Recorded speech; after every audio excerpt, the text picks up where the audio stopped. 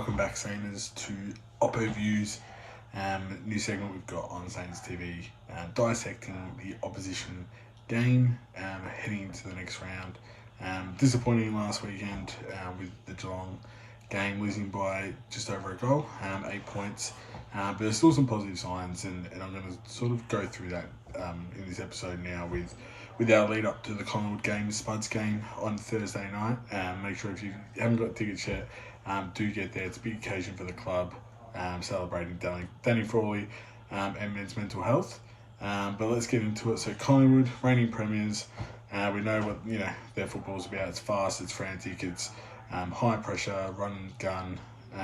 Like to use their speedy halfbacks, midfielders, and get the ball forward. They've got a small forward line as well, and they use that to their advantage where there's not high balls coming in. They look for the one-on-one targets, lead up forwards, and they hit the scoreboard pretty well. So it's no easy task. It's going to be a tough matchup for us, but there's some things that I've noticed so far in 2024 where it's not all doom and gloom. I think there's a real good chance that we can take the 4 points and get the ledger back to one-on-one and be on a good stead going forward for this year. So some key takeaways I've noticed from Collingwood in 2024 so far. Now it's only a small handful, but I don't want to be too critical of them. They've had probably the benefit of having two games with the opening round and round one, but they haven't looked like themselves just yet, which understandable. I'm not going to say it's a premiership hangover just yet, but there are some things that are concerning. So Sydney absolutely took into the cleaners in terms of being able to use the width of the MCG, which I think is what we struggled with against Geelong, the narrow ground, being able to use the wide areas. So look for Wilson, Hill, Wood, Naz, Sinclair coming back to utilise that extra sort of width that the G offers. Another thing that I noticed that Sydney were able to capitalise on was getting out the back. So Collingwood do like their contested football. Both Collingwood and St Kilda were top 5 last year for contested possessions. So they like the contest, like the in and under. But Sydney were somehow using their run and gun. Isaac Henry had a really good game, but being able to get their runners on the width, spread the ground, but then allow McDonald, McLean, Hapley, those type of forwards up front to then get out the back. And I think they had about 3 or 4 open square goals. So even if you can have 2 of them a game, you're still doing pretty well.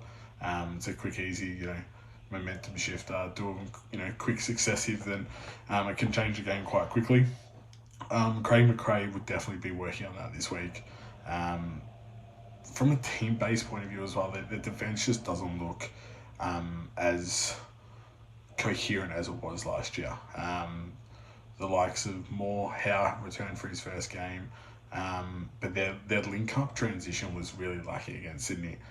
For the first quarter, they had 13 rebound 50s, which is a pretty good number, but none of them turned into an inside 50, which is a concerning factor for them because that's how they like to play. That's their structure, run and gun to be able to link up from defence, using the likes of Nick and Josh Dacos, Maynard, side bottom, Will Hoskin-Elliott on the other wing of Dacos, and Jack Crisp as well, which I'm going to touch on in a second. Those sort of players were key to be able to shift it from one end to the other, and that's how it allowed the likes of Elliott, Bobby Hill, Maya Check, who I think is an underrated forward, to be able to be one out rather than having a team zone defence that allows for a third, fourth man intercept over the top. So in saying that, it's going to be a tough ask for us. They're still a quality outfit. They're a great team on paper, and the media speculation around them over the last probably 2 weeks has been, whilst warranted, I think a little bit of a kick up the backside for them. So I do expect them to come out and be burning from the get-go. Some key players that I've looked at that are a little bit down on last year. One is still Sidebottom, who I think has been an underrated player for them ever since he's started. He's always been that second fiddle to Scott Pendlebury and to those sorts back in the day, and even now, under the wing of Nick and Josh Dacos, who are taking the credit. But all his numbers are down on last year, and the one that concerns me, or I think that we can utilise and benefit, is his contested possessions. Now, he's not a massive possession getter, but he does it in the front half of the ground. And if that's something that he's not, expanding on this year, I think that's something that we can utilise in Thursday night's game. He's only averaging the 4 contested possessions. That's 50% or half of what he was last year. And then another player who I really, really love watching from a neutral point is Jack Crisp. His run from, again, rebound 50 to inside 50, being able to shift the ball through the middle of the ground is absolutely, well, I'm not going to say world class, but it's very high elite status. But again, he's down on last year, averaging 6 less disposals a game. Inside 50s, he's just a little bit under than last year. But his scoring involvements, he used to average last year 6 scoring involvements, now averaging just under the 4 this year. And his metres gained is down by 200 metres. Now, people might think that's not a massive amount. For Collingwood, that is. That's a huge aspect of a game that, again, their transition game that they love to do is just really lacking for them at the moment.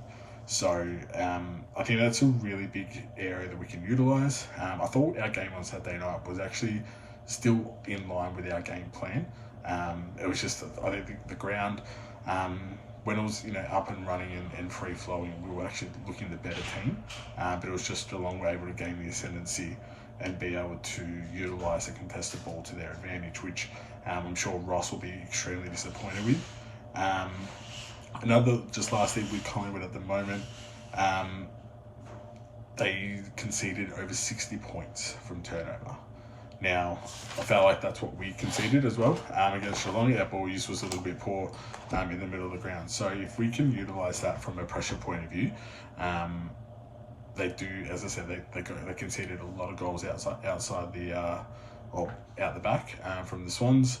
And if King, Higgins, who I'm going to put a bit of pressure on the Wednesday night in teams, but if those sort of players can get out the back and get some cheap ones, that's going to go a long way to kicking a winning score. So some key matchups just before we finish up and look forward to Thursday night.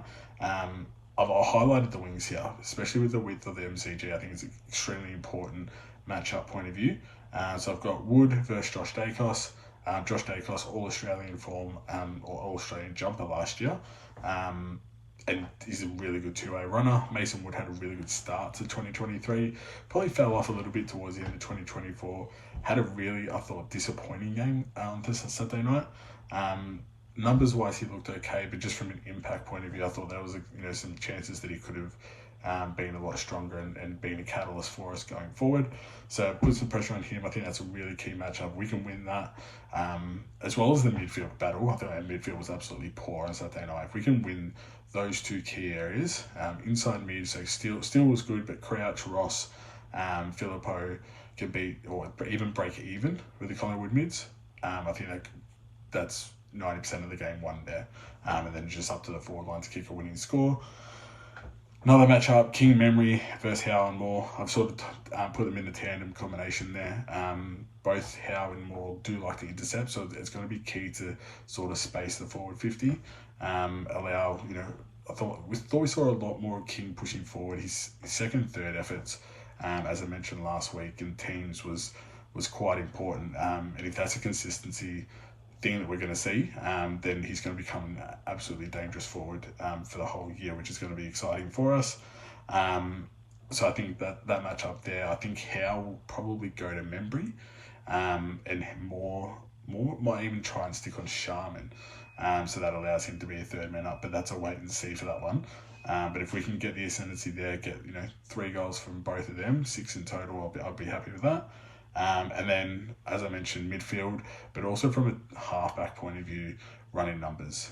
If we can run in numbers, pressure the ball, and then utilise that on the turnover, that's where we're going to outrun Collingwood and hopefully kick a winning score. So as I said, Thursday night game this week, short turnaround, probably benefit for the club. That way they don't have to stress too much on Saturday night. Spuds game, Danny Frawley, sort of recognition. So if you can get down to the MCG, it's a massive night for the club. Hopefully, I think they're looking at about 80,000 fans with Collingwood as well. So it's going to be a big outing. It's a really good chance for us to sort of stamp our feet on season 2024 with a win. So stay tuned Wednesday night. Join us for teams We'll be again dissecting the list as they get announced and looking at who should be there, who should be not, and then we'll look forward to the football Thursday night. So stay tuned for that, and go Saints.